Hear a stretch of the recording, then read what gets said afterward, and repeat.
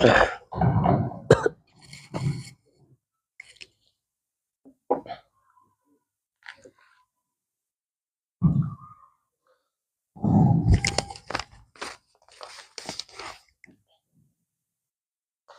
اللہ الرحمن الرحیم الحمد للہ رب العالمین والصلاة والسلام على اشرف الانبیاء والمرسلین محمد بن عبد اللہ الامین وعلى آلہ واصحابہ الطیبین الطاہرین اما بعد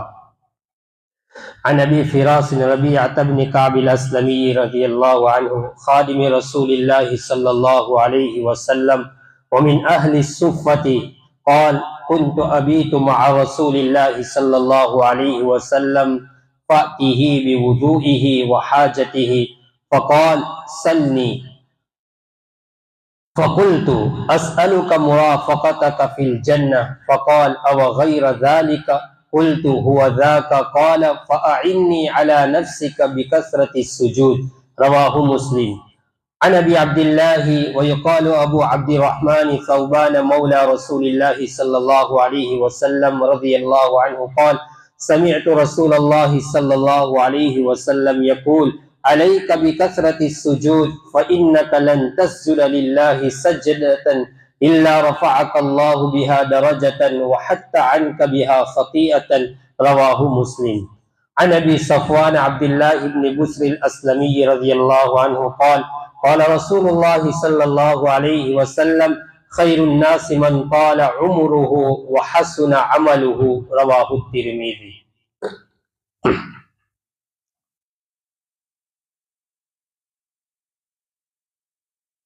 پہلی روایت حضرت ابو فراس ربیعہ ابن کعب اسلمی رضی اللہ تعالیٰ عنہ کی ہے۔ یہ نبی اکرم صلی اللہ علیہ وسلم کے خادم تھے اور اہل صفہ میں سے ہیں۔ اہل صفہ مسجد نبوی کے پاس ایک چبوترا تھا، وہاں پڑھنے والے رہنے والے جو ان کے معلم اول، ہم سب کے معلم اول محسن انسانیت محمد الرسول اللہ صلی اللہ علیہ وسلم تھے، ان کے خادم خاص اور ہر وقت حاضر باش اور خدمت گزار ابو فراس اسلمی رضی اللہ تعالیٰ عنہ ہے۔ ان سے 11 احادیث مروی ہے، ان میں سے ایک حدیث مسلم شریف میں ہے، یہی وہ روایت ہے۔ فرماتے ہیں کہ میں نے ایک مرتبہ نبی اکرم صلی اللہ علیہ وسلم کے ساتھ، بلکہ اکثر مرتبہ میں اللہ کے رسول صلی اللہ علیہ وسلم کے ساتھ رات گزارتا تھا، اور ہر وقت آپ صلی اللہ علیہ وسلم کے باب نبوت کے پاس رہتے تھے، حضور کے دروازے کے قریب میں رہتے تھے، اور آپ علیہ السلام کو جب بھی کوئی ضرورت پیش آتی آپ فوراً آواز دیتے۔ یہ حضرت کعب اسلمی رضی اللہ تعالیٰ عنہ حاضر ہو جاتے اور نبی اکرم صلی اللہ علیہ وسلم کے لیے وضو کا پانی لے آتے، آپ کی کوئی اور خدمت ہوتی وہ کرتے، آپ کی خدمت کا خیال رکھتے تھے، ضرورتوں کا خیال رکھتے تھے۔ تو ایک مرتبہ نبی علیہ السلام نے حضرت ربیعہ بن کعب اسلمی رضی اللہ تعالیٰ عنہ سے فرمایا کہ آپ مجھ سے مانگو جو مانگنا ہو، آپ مجھ سے مانگو جو مجھ سے مانگنا ہو۔ تو حضرت صحابی رسول حضرت ربیعہ بن کعب اسلمی رضی اللہ تعالیٰ عنہ نے فرمایا اللہ کے رسول میں تو آپ کے ساتھ اور آپ کی مرافقت اور آپ کا ساتھ چاہتا ہوں جنت میں۔ فرمایا او غیر ذالک، اس کے علاوہ کچھ مانگو۔ یہ ہوتی ہے کریم اور مہربان لوگوں کی شان، اور نبی اکرم صلی اللہ علیہ وسلم کریم تھے، اور کریم لوگوں کی شان یہ ہوتی ہے کہ جو اس کی خدمت کرتا ہے اس کے اوپر اس کی مہمان نوازی بھی کرتے ہیں، اس کے اوپر اپنے آپ کو نچھاور کر دیتے ہیں۔ بعض مرتبہ ایک خادم اپنے آقا کی خدمت کرتا رہتا ہے تو آقا کبھی نہ کبھی تو یہ کہتا ہے کہ بھائی تو میری بہت خدمت کرتا ہے، میری دیکھ بھال کرتا ہے، میرے گھر کی خدمت کرتا ہے، گھر والوں کی خدمت کرتا ہے، سب کو دیکھ، تو مانگ تجھے کیا چاہیے؟ تو آقا بھی، خادم بھی اس دن سمجھ جاتا ہے کہ آج آقا بہت خوش ہے۔ تو بہرحال اسی طرح جو مہربان جو کریم لوگ ہوتے ہیں ان کی شان یہ ہوتی ہے کہ اپنے خدمت کرنے والوں کے اوپر وہ اپنے آپ کو نچھاور کر دیتے ہیں۔ نبی علیہ السلام نے اپنے خادم خاص سے فرمایا مانگ تجھے کیا مانگنا ہے؟ اور اللہ کے رسول صلی اللہ علیہ وسلم جب اللہ کے خزانے سے کسی چیز کا سوال کرتے، اللہ آپ کے سوال کو کبھی رد نہیں کرتے، آپ جو مانگتے وہ عنایت فرما دیتے۔ آپ علیہ الصلوۃ والسلام نے فرمایا کہ مانگو، کیا مانگنا ہے؟ تو صحابی رسول فرماتے ہیں میں جنت میں آپ کی رفاقت چاہتا ہوں۔ دنیا میں جس طرح آپ کا قرب حاصل ہے، جنت میں بھی آپ کا قرب حاصل ہو جائے۔ دنیا میں جس طرح آپ کو میں دیکھتا رہتا ہوں، میں چاہتا ہوں کہ جنت میں بھی میں آپ کو دیکھتا رہوں۔ دنیا میں جس طرح آپ کی رفاقت اور آپ کا قرب اور آپ کا تقرب حاصل ہے، کہ اللہ کے رسول جنت میں بھی میں یہی چاہتا ہوں۔ آپ علیہ الصلوۃ والسلام نے یہ کیوں فرمایا کہ وغیر ذالک، اس کے علاوہ کچھ اور مانگو؟ کیوں آپ نے ایسا سوال کیا؟ محدثین فرماتے ہیں کہ صحابی رسول نے جو سوال کیا تھا، اس سوال کے نتیجے میں جو عمل کرنا پڑے گا وہ بڑا دشوار اور بڑا کٹھن ہوگا، اس لیے کہ مقام نبوت آپ علیہ الصلوۃ والسلام کا جو مقام ہے اور اس تک انسان کو پہنچنا آخر بہت دشوار ہے اور بڑی کٹھن گھاٹی سے گزرنا پڑے گا۔ فرمایا کچھ اور مانگ لو؟ فرمایا نہیں، یہی مجھے تو چاہیے۔ آپ علیہ الصلوۃ والسلام نے فرمایا اگر یہی ہے تو پھر کیا فرمایا؟ آگے اللہ کے حبیب نے فرمایا کہ فَأَعِنِّي عَلَى نَفْسِكَ بِكَثْرَةِ السُّجُودِ، اگر تم میرا ساتھ چاہتے ہو تو پھر تمہارے اوپر ضروری ہے کہ کثرت سجود، یعنی بہت زیادہ نوافل کا اہتمام کرو۔ یاد رکھو صاحب فتح الباری علامہ ابن حجر عسقلانی رحمۃ اللہ علیہ فرماتے ہیں، کیا فرماتے ہیں کہ بندہ جو ہوتا ہے اللہ تبارک و تعالیٰ کا جو قرب حاصل ہوتا ہے وہ کس کے ذریعے؟ کثرت سجود کے ذریعے اللہ کا قرب حاصل ہوتا ہے۔ خود قرآن کریم میں ہے وَاسْجُدْ وَاقْتَرِب، وَاسْجُدْ وَاقْتَرِب، اور حدیث میں بھی ہے کہ سب سے زیادہ اللہ کے قریب سجدے کی حالت میں بندہ ہوتا ہے۔ انسان جتنا سجدہ کرے گا، جتنی نماز پڑھے گا، اتنا ہی بندہ اللہ سے قریب ہوتا جائے گا، اور پہلا دوسرا سجدہ پہلے والے سجدے کے زیادہ قریب ہوتا جائے گا۔ اس طرح وہ نبی اکرم صلی اللہ علیہ وسلم کے قریب پہنچ جائے گا اور آپ کا تقرب بھی حاصل ہو جائے گا۔ میرے بھائیوں، اعلیٰ مقام اور بلند مرتبہ حاصل کرنے کے لیے صرف خواہشات ضروری نہیں ہے، انسان سوچتا رہے، اور یہ خواہشات سے حاصل نہیں ہوتا، بلکہ عبادت، خاص طور پر یہ عبادت کے ذریعے، نماز کے ذریعے، روزوں کے ذریعے انسان بلند مقام کے اوپر چڑھتا جاتا ہے۔ جیسا کہ ایک فقرہ ہے کہ انسان جب طلبہ پڑھتے تو عام طور پر اساتذہ اور مفید الطالبین میں یہ جملہ ہے، کیا جملہ ہے؟ کہ من طلب العلا سحر اللیال، اگر بلندی چاہتے ہو تو راتوں کو بیداری کرو۔ انسان رات بھر محنت کرتا رہے گا تو ایک وقت آئے گا کہ اس کو یہ مقام حاصل ہوگا۔ آج جو ایک بہت بڑا سانحہ اور ایک بہت بڑا حادثہ پیش آیا ہمارے قریب ملک میں، ہم سب کے علماء ربانیین میں سے اور بہت بڑے بزرگ اور اکابرین کے شیخ حضرت پیر ذوالفقار نقشبندی دامت برکاتہم، جن کو ہم اب تک دامت برکاتہم کہتے ہیں، اب زبان سے ہم کہہ رہے ہیں رحمت اللہ علیہ۔ ان کے بارے میں نے پڑھنے کے زمانے میں پڑھا تھا یا کسی استاد کے زبان سے سنا تھا کہ آخر اللہ نے ان کو اتنا بڑا نیک اور اتنا بڑا انسان اور اتنا بڑا کیسے بنا دیا؟ وہ ایسے ہی نہیں بن گئے، ان کے پیچھے بہت محنتیں ہوتی ہیں۔ ماں باپ نیک ہوتے ہیں تو پھر اولاد بھی اسی نقش قدم پر ہوتی ہے۔ قرآن کریم میں ہے نا وَأَمَّا الْجِدَارُ فَكَانَ لِغُلَامَيْنِ يَتِيمَيْنِ فِي الْمَدِينَةِ وَكَانَ تَحْتَهُ كَنْزٌ لَهُمَا وَكَانَ أَبُوهُمَا صَالِحًا، کہ ان دونوں کے والد وہ جو یتیم بچے تھے، جو قرآن کریم میں سورہ کہف میں ہے کہا وَكَانَ أَبُوهُمَا صَالِحًا، ان کے والدین نیک تھے۔ میں نے سنا تھا کہ جب پیر ذوالفقار نقشبندی دامت برکاتہم، اب جن کو ہم رحمت اللہ علیہ کہہ رہے ہیں، فرمایا جب پیدا ہوئے تھے تو ان کے ماں باپ رات کے اندر میں آدھے آدھے حصے کو تقسیم کر رکھا تھا، فرمایا ان کو سامنے رکھتے اور آدھی رات تک ان کی والدہ مصلی پر کھڑی رہتی کہ اللہ سے دعا کرتی کہ اللہ اس میرے بیٹے کو اپنے زمانے کا ولی بنا اور ولیوں کا سردار بنا، اور فرمایا جب آدھی رات ہوتی تو ان کے والد بیدار ہوتے کہ وہ مصلی پر کھڑے ہو کر ان کو سامنے سلا کر اس طرح نماز پڑھتے تھے، تب جا کر اللہ نے اتنا بڑا شیخ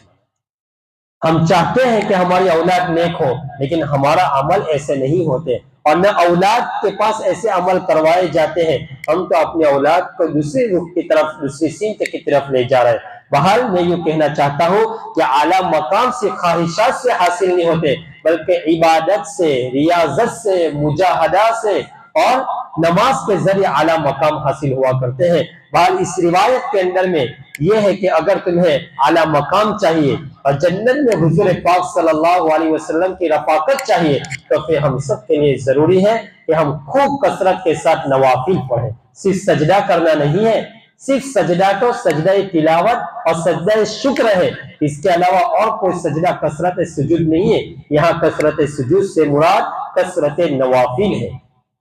نوافل کے ذریعے بندہ اللہ کے قریب ہوتا ہے۔ بہرحال دوسری روایت ہے حضرت عبداللہ رضی اللہ تعالیٰ عنہ، ابو عبد الرحمن ثوبان مولا رسول اللہ صلی اللہ علیہ وسلم، نبی اکرم صلی اللہ علیہ وسلم کے مولا تھے۔ فرمایا سمعت رسول اللہ صلی اللہ علیہ وسلم یقول، میں نے اللہ کے رسول صلی اللہ علیہ وسلم کو یہ فرماتے ہوئے سنا، علیک بکثرت السجود فإنک لن تسجد للہ سجدۃ الا رفعک اللہ بها درجۃ۔ فرمایا تم پر ضروری ہے، واجب ہے کہ تم کثرت سجدہ کرو، فإنک، اس لیے کہ اللہ کا تقرب، اس لیے کہ بندہ کوئی سجدہ نہیں کرتا مگر اللہ تعالیٰ اس کے ذریعے اس کے درجے کو بلند کرتا ہے۔ جب بھی بندہ اللہ کے سامنے سجدہ کرتا ہے اس کا ایک درجہ بلند ہوتا ہے، اور فرمایا وَحَتَّ عَنْكَ بِهَا خَطِيئَةً، اور اس کا ایک گناہ معاف کر دیا جاتا ہے۔ بہرحال تو یہ علامہ طیبی رحمۃ اللہ علیہ فرماتے ہیں کہ انسان اگر اللہ کا قرب چاہتا ہے، اسی طرح صاحب فتح الباری، تو فرمایا اس کے لیے ضروری ہے کہ وہ کثرت نوافل کا اہتمام کرے، اور انسان اپنے تمام اعضاء میں سب سے اشرف ترین، معزز ترین اگر کوئی عضو ہے تو وہ پیشانی ہے، اور اس معزز ترین عضو کو جب زمین پر رکھتا ہے، اور تذلل، تضرع اور عاجزی یہ اللہ کو بہت پسند ہے، اور ارذل ترین اگر کوئی جگہ ہے تو وہ زمین ہے۔ جب انسان اپنے معزز عضو کو زمین پر رکھتا ہے تو اللہ کو اتنا پسند آتا ہے کہ اللہ اس کے درجے کو بلند کر دیتا ہے، اس کے گناہوں کو معاف کر دیتا ہے۔ تو یہ ہے کہ جب انسان، اللہ کا بندہ جب اپنے معزز عضو کو زمین پر رکھتا ہے تو اللہ کو یہ عاجزی بہت پسند ہے، اللہ اس کے ذریعے اس کے درجات کو بلند فرما دیتا ہے۔ اللہ ہمیں یہ چیز نصیب فرما دے۔ اور تیسری روایت جو ہے حضرت عبداللہ بن بسر اسلمی رضی اللہ تعالیٰ عنہ فرماتے ہیں کہ نبی اکرم صلی اللہ علیہ وسلم نے فرمایا خیر الناس من طال عمرہ، لوگوں میں سب سے بہترین انسان وہ ہے کہ جس کی عمر بھی لمبی ہو، دراز ہو، اور اس کا عمل بھی دراز ہو۔ اس روایت کو نقل کرنے والے حضرت عبداللہ بن بسر رضی اللہ تعالیٰ عنہ، ان کی عمر 94 سال کی عمر تھی، سن ہجری 88 کے اندر میں ان کا انتقال ہوا، اور ان سے غالباً 50 روایتیں ان سے مروی ہے، اور اللہ کے رسول صلی اللہ علیہ وسلم نے ان کے لیے دراز عمر کی دعا کی تھی۔ اس روایت سے معلوم ہوا کہ اگر انسان کسی کو لمبی عمر کی دعا دینا چاہے تو دے سکتا ہے، لیکن لمبی عمر اس شرط کے ساتھ ہو کہ اللہ تعالیٰ اعمال صالحہ کی توفیق نصیب فرمائے، اللہ تعالیٰ عمر دراز عطا فرمائے اعمال صالحہ کے ساتھ، اور حسن خاتمہ نصیب فرمائے ہم سب کو اللہ تعالیٰ۔ تو فرماتے ہیں عبداللہ بن بسر رضی اللہ تعالیٰ عنہ کہ اللہ کے حبیب نے فرمایا لوگوں میں سب سے اچھا انسان وہ ہے کہ جس کی عمر بھی لمبی ہو اور اس کا عمل بھی لمبا اچھا ہو۔ علامہ طیبی فرماتے ہیں کہ انسان کے لیے رأس المال کی طرح وقت جو ہے، وقت یہ رأس المال کی طرح ہے، رأس المال مال کی پونجی، اور انسان کے لیے ضروری ہے کہ اپنا رأس المال صحیح تجارت میں صحیح جگہ خرچ کرے اور استعمال کرے، کہ جہاں سے اس کو نفع حاصل ہو، ایسی جگہ اپنا مال نہ لگائے کہ جہاں اس کو خسارہ ہو۔ اور فرماتے ہیں کہ جب کاروبار میں اپنا رأس المال لگائے گا تو اس سے اس کو نفع حاصل ہوگا اور وہ کامیاب ہوگا، اور جس نے اپنے رأس المال کو غلط جگہ استعمال کیا، لگایا، گویا اس نے گھاٹے کا سودا کیا، اور یہ اس برف بکنے والے کی طرح ہے کہ جس کا برف پگھل گیا اور وہ شام کے وقت خالی ہاتھ واپس گھر لوٹا۔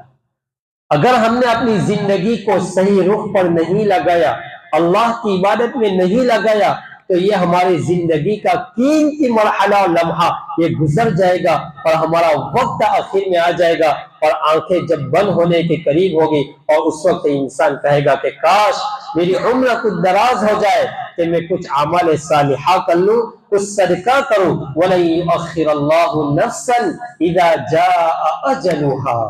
إِذَا جَاءَ۔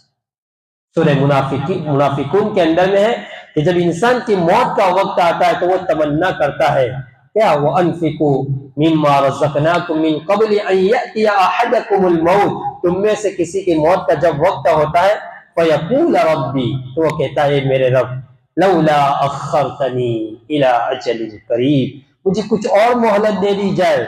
فَأَصَّدَّقَ، تاکہ میں صدقہ خیرات کروں، فَأَصَّدَّقَ وَلَن يُؤَخِّرَ اللَّهُ نَفْسًا إِذَا جَاءَ أَجَلُهَا، اور کسی کو کچھ مہلت نہیں دی جائے گی۔ تو یہ ہے کہ انسان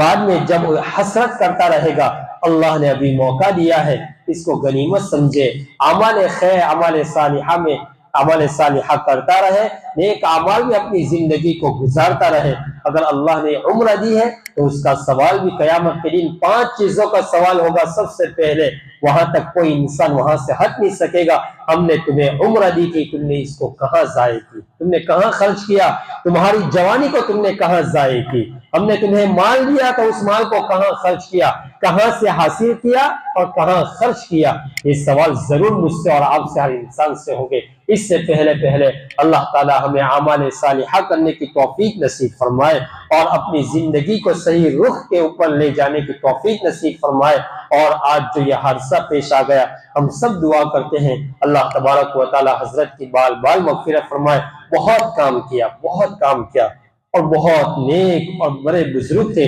بخاری شریف میں ہے موت العالم موت العالم، عالم کی موت عالم کی موت ہے۔ حضرت شیخ یونس صاحب نور اللہ مرقدہ جب اپنے انتقال کے آخری وقت میں، اس وقت ہم وہاں حاضر تھے سہارنپور میں، فرمایا جب سہارنپور کے ناظم مولانا سلمان صاحب رحمت اللہ علیہ وہ حاضر ہوئے، حضرت دعا کرا دیجئے اور اب آپ کو بخاری شریف پڑھانا ہے۔ فرمایا اب لگتا نہیں کہ ہم بخاری شریف پڑھائیں۔ اور اس وقت حضرت نے فرمایا تھا کہ بس اللہ سے دعا کرتے رہو کہ اللہ فتنوں سے ہماری حفاظت فرمائے۔ اللہم لا تحرمنا اجرہ ولا تفتنا بعدہ، جب کسی بزرگ کو دیکھو، کسی اکابر کو دیکھو تو یہ دعا پڑھو، اللہم لا تحرمنا اجرہ، اللہ اس کے اجر سے ہمیں محروم نہ فرما، ولا تفتنا بعدہ، اور اس کے بعد ہمیں فتنوں میں مبتلا نہ فرما۔ جب تک اللہ والے موجود ہوتے ہیں ان کے پیروں کے نیچے فتنے دبے ہوئے ہوتے ہیں، اور جب وہ روٹ کر وہ چلے جاتے ہیں تب پھر فتنے اوپر کر سامنے۔ اللہ تعالیٰ میری اور آپ کی حفاظت فرمائے، اور ہمارے یہ جو بزرگ اور یہ جو حضرت انتقال فرما گئے حضرت پیر ذوالفقار صاحب، اللہ ان کی قبروں کو نور سے منور فرمائے، ان کے درجات کو اللہ تعالیٰ بلند فرمائے، اعلیٰ علیین میں انہیں جگہ نصیب فرمائے، اور ہم سب کو ان کے نقش قدم پر چلنے کی توفیق نصیب فرمائے، ہم سب کو اللہ تعالیٰ سنتوں کے مطابق زندگی گزارنے والے بنائے۔ وآخر دعوانا ان الحمد للہ رب العالمین۔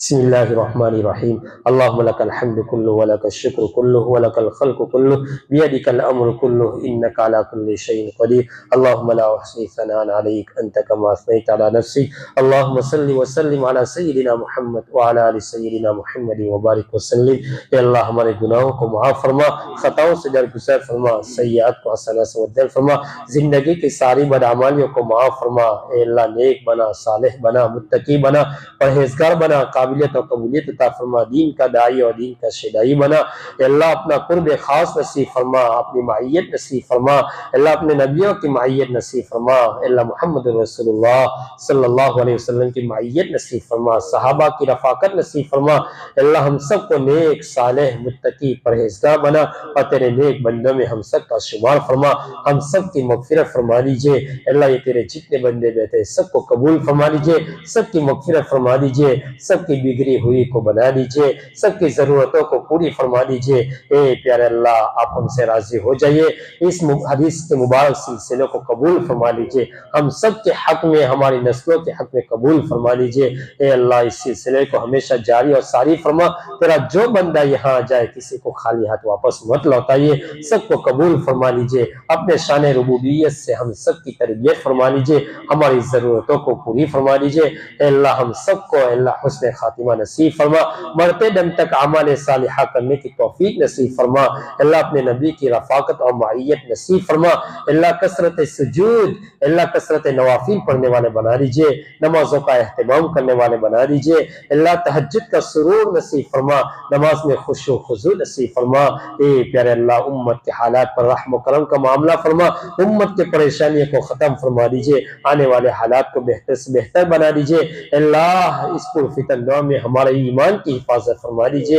اللہ اس دجال کے فتنوں سے ہماری حفاظت فرما، ظاہری باطنی اللہ تمام گناہوں سے، تمام فتنوں سے ہماری حفاظت فرما دیجئے۔ اللہ حضرت پیر ذوالفقار رحمت اللہ علیہ تیرے قرب جوار میں پہنچ چکے، اللہ ان کی قبروں کو نور سے منور فرما، تمام حسنات کو قبول فرما لیجئے۔ اللہ تیرے کتنے بندے جو